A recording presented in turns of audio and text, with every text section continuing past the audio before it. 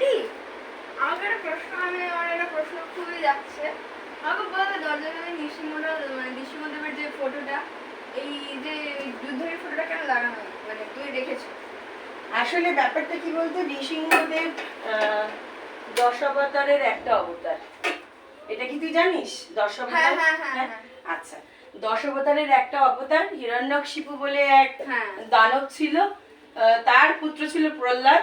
তো প্রহ্লাদ সবসময় শ্রীকৃষ্ণের নাম নিত, কিন্তু প্রহ্লাদের বাবা চাইতো না যে প্রহ্লাদ শ্রীকৃষ্ণের নাম নেয়, এবং সেই জন্যই প্রহ্লাদকে বলেছিল মেরে ফেলবে। এবং প্রহ্লাদ যখন প্রহ্লাদকে মারতে গেছে তখনই ভগবান তাকে বাঁচিয়েছে। এবং একদিন খুব অ্যারোগেন্ট হয়ে হিরণ্যকশিপু এসে বলে যে ঠিক আছে, আমি তোকে এক্ষুনি মেরে ফেলবো, দেখি তোকে কোথা থেকে ভগবান এসে বাঁচায়। এবং তখন ঘরে থাকা যে বড় বড় পিলার, সেই পিলার ভেদ করে নৃসিংহদেবের আবির্ভাব হয়েছিল, যার মাথাটা সিংহের মতো এবং দেহটা হচ্ছে মানুষের মতো, এবং উনি পায়ের উপরে রেখে হিরণ্যকশিপুর পেটটা চিরে দিয়েছিলেন। He is an warrior, nothing but an warrior. So that এই নৃসিংহদেব যদি দরজায় থাকে, মান্যতা এরকম আছে, কোনো নেগেটিভ এনার্জি ঘরে ঢুকতে পারে না, তিনি আমাদের প্রোটেক্ট করতে থাকেন। তো তার জন্যই দরজার উপরে আমি নৃসিংহদেবকে রেখেছি। আচ্ছা, আর আমি যতদূর জানি বা শুনেছি, আমার শোনা কথা, এটা নৃসিংহদেব নাকি দরজার যে মাঝখানে, ওই জন্য বারণ করে যে মধ্যবর্তী স্থানে দাঁড়াতে নয়, বা কোনো মানে বেশি করে খাবার খেতে না দরজায় দাঁড়িয়ে আর কি। ওখানে ওই যে মানে দরজার যে মেইন মাঝখানের যে পোর্শনটা, ওখানে বসে নাকি পেটটা ছিঁড়েছিল। হ্যাঁ, এটা এবং হতে পারে, সেটা আমি অতটা জানি না। আমি যেটা জানি যে দরজার ওই যে পার্টটা, যে জায়গাটা মাঝখানটা, সেটা লক্ষ্মী স্থান।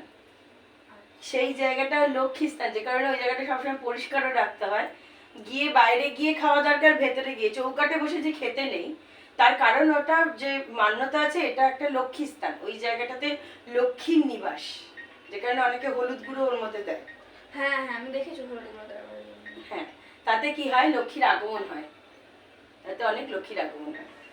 আর বল, আর কিছু জানার আছে? হ্যাঁ, যে মানে আমরা দেখি কিছু কিছু বাড়ি গিয়ে যে মানে মানুষ থাকে এতটা জায়গা ছড়িয়ে, ঠাকুরকে রেখেছে যে ঠাকুর মানি, ঠাকুরকে রেখেছে সেই এমন জায়গায়, মানে হয়তো তারা সিচুয়েশনটা এমনই বা কোনো খারাপ অবস্থা, যে ঠাকুরকে এমনভাবে রেখেছে যেটা আমার মানে বেসিক্যালি যেটা মনে হয়, ঠাকুর রাখা বা একটা কোণ মেনটেন করাটা খুবই অবভিয়াসলি ঠাকুর রাখতে গেলে সবসময় নর্থ ইস্ট কোণ, কারণ ওটাকে সবসময় পবিত্র জায়গা হিসেবে ঈশান কোণকে মানা হয়, এবং সেই জন্য ঠাকুর রাখার জন্য আসল জায়গা হচ্ছে ঈশান কোণ।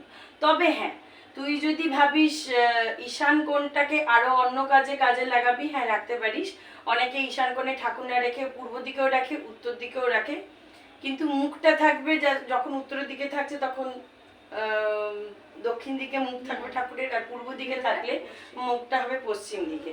আর একদম নর্থ ইস্ট কোনটা ওয়াটার ফ্লোয়িং যেন ভালো হয়, ওয়াটার ফ্লোয়িং যত হবে তত আর কি ওখানে পয়সার ফ্লো হয়, যে কারণে কোনো ফাউন্টেন রাখা যায় একেবারে নর্থ ইস্ট সাইডের দিকে। আচ্ছা, আর এবং সবসময় পরিষ্কার রাখতে হয়। হ্যাঁ, ঈশান কোণটা পরিষ্কার রাখতে, ঈশান কোণ সবসময়, যত নোংরা হবে তত কিন্তু ব্লকেজ অফ মানি হবে।